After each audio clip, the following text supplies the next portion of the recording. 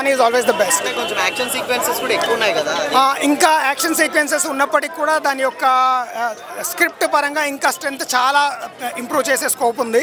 Third వస్తే కానీ సెకండ్ని justify చేయలేము.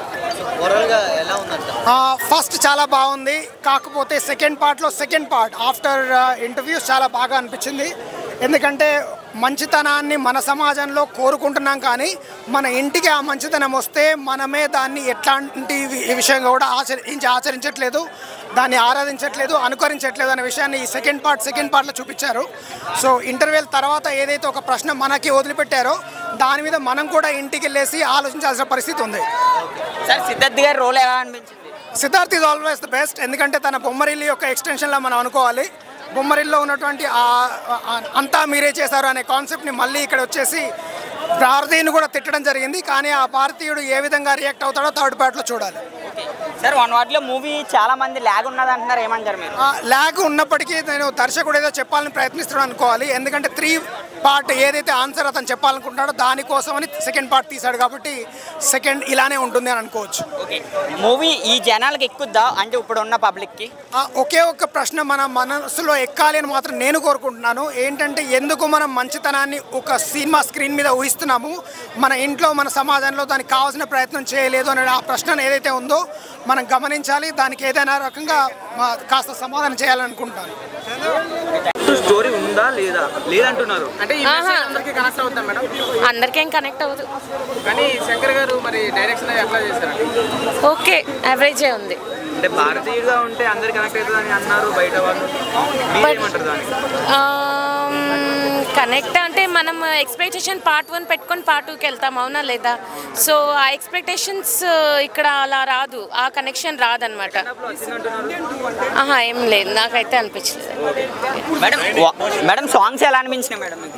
సాంగ్స్ ఏమున్నాయండి, సాంగ్స్ ఫస్ట్ సాంగ్ అది భారతీయుడు అంటే సాంగ్ ఫస్ట్ సాంగ్ ఏదో వచ్చింది, అది ఎందుకు వచ్చిందో అర్థం కాలేదు. ఫస్ట్లో భారతీయుడు అంటే ఏంటి, ఎట్లుండాలి, సాంగ్స్ ఎలా ఉండాలి, ఎలా ఉండాలి ఫ్యామిలీ కూడా స్టార్టింగ్లోనే అలా పెట్టేశారు.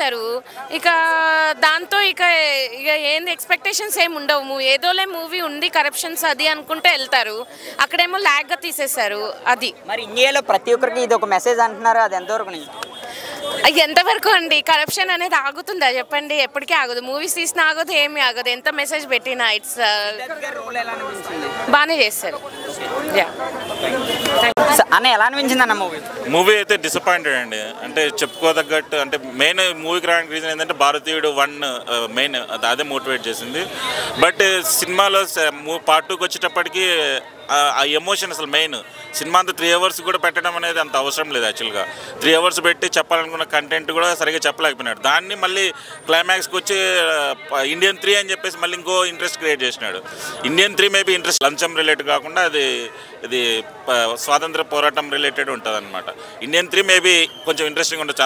అందుకోసమే ఇండియన్ 2 తీసి జనాల్లో ఒక బజ్ అనేది క్రియేట్ చేసినట్టు శంకర్. బట్ సినిమా విషయానికి వస్తే సాంగ్స్ అసలు భారతీయుడిలో ఉండే సాంగ్స్ ఒక అంటే మూవీ బోర్ కొట్టుకుండా తీసుకెళ్తుంటుంది.